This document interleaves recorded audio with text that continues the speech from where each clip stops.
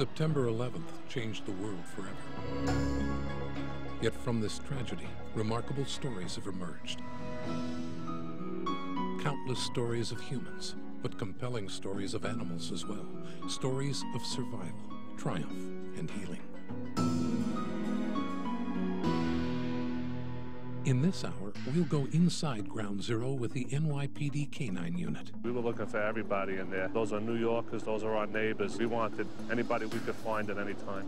We'll see a fallen fireman's promise fulfilled with the gift of a new puppy.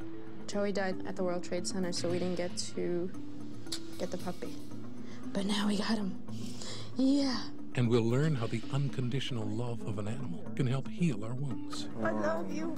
We love you too. These are the animals of Ground Zero that beat all odds. These are their stories.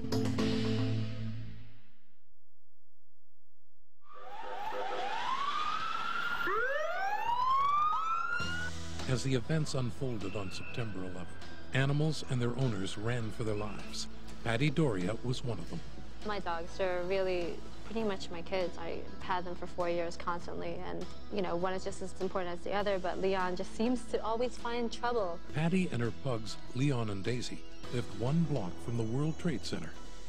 I was 2 blocks southeast of the World Trade Center when the Southern Tower fell.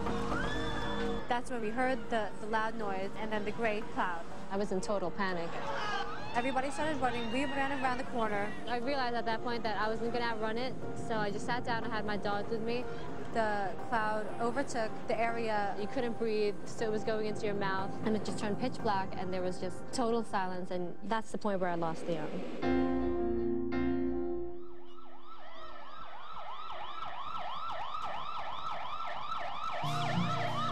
343 firefighters lost their lives at the World Trade Center, leaving behind countless grieving friends and family members. It was my birthday, September 9th. It was a Sunday. We'd spent most of the day together, and then I was supposed to see him Tuesday after work. It didn't happen. That's the last time I saw him. Julia Corrales and her boyfriend Joe, a New York firefighter, had great plans for the future, including buying a dachshund puppy.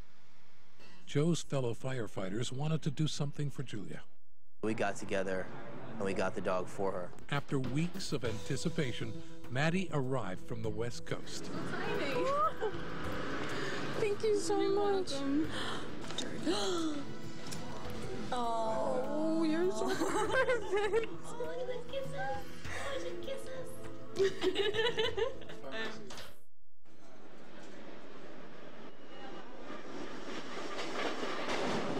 Mike Hinkson, a sales manager for the computer company Quantum ATL, has been blind since birth. On September 11th, Mike was at work on the 78th floor of World Trade Center Tower 1. What we heard was kind of a loud bang. We felt it as much as heard it. And the building began to sway. It just kind of started going over like this. We kind of said to each other, is the building going to go over? Mike's first thought was to get to Roselle, his guide dog and loyal companion over the past 2 years. What we needed to do was to get to the stairs. So we walked around and eventually ended up in what I believe is stairwell B. Mike smelled jet fuel almost immediately. He knew they had to move fast if they were going to make it down 77 flights of stairs. We finally got down to the bottom of the stairs and out into the lobby of One World Trade Center.